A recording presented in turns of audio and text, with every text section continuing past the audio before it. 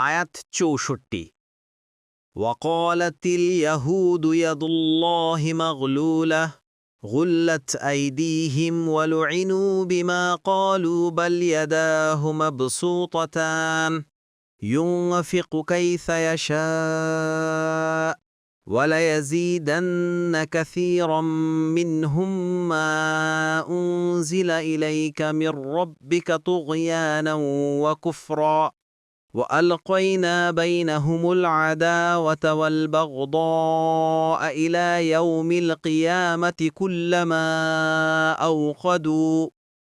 كلما أوقدوا نارا للحرب أطفأها الله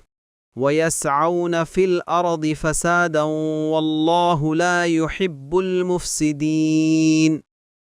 অনুবাদ আর ইয়াহুদীরা বলে আল্লাহর হাত রুদ্ধ তাদের হাতে রুদ্ধ করা হয়েছে এবং তারা যা বলে সেজন্য তারা অভিশপ্ত বরং আল্লাহর উভয় হাতই প্রসারিত যেভাবে ইচ্ছা তিনি দান করেন আর আপনার রবের কাছ থেকে যা আপনার প্রতি নাজিল করা হয়েছে তা অবশ্যই তাদের অনেকের অবাধ্যতা ও কুফুরি বৃদ্ধি করবে আর আমরা তাদের মধ্যে কিয়ামত পর্যন্ত স্থায়ী শত্রুতা ও বিদ্বেষ ঢেলে দিয়েছি যখনই তারা যুদ্ধের আগুন জ্বালায় তখনই আল্লাহ তা নিভিয়ে দেন এবং তারা দুনিয়ায় ফাসাদ করে বেড়ায় আর আল্লাহ ফাসাদকারীদেরকে ভালোবাসেন না তাফসীর ১ নম্বর ফুটনোটের বিবরণ রাসূল সাল্লাল্লাহু আলাইহি ওয়াসাল্লাম বলেছেন নিশ্চয়ই আল্লাহ তাআলা কিয়ামতের দিন সমস্ত জমিনকে তার মুঠিতে ধারণ করবেন এবং সমস্ত আকাশকে ডান হাতে নিবেন তারপর বলবেন আমি একমাত্র বাদশাহ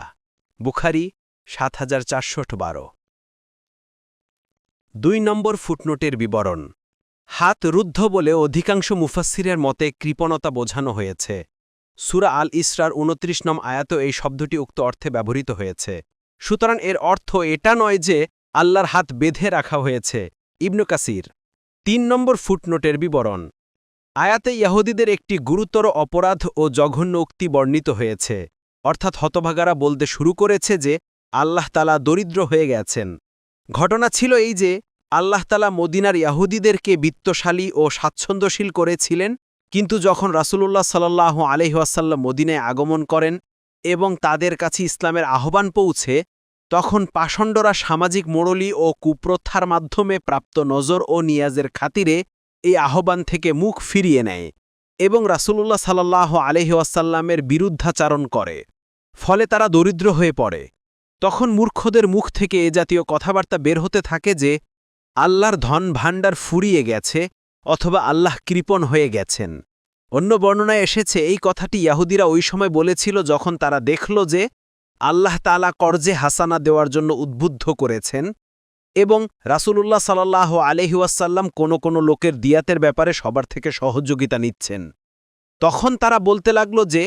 মুহাম্মাদের ইলাহ ফকির হয়ে গেছে তখন আল্লাহ তাআলা এই আয়াত নাজিল করেন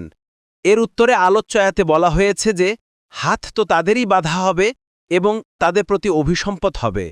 যার ফলে আখেরাতে আযাব এবং দুনিয়াতে লাঞ্ছনা ও অবমাননা ভোগ করতে হবে আল্লাহ তাআলার হাত সবসময় উন্মুক্ত রয়েছে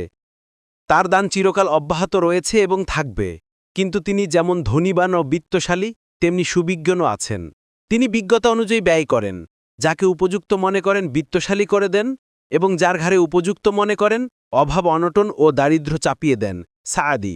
৪ নম্বর ফুটনোটের বিবরণ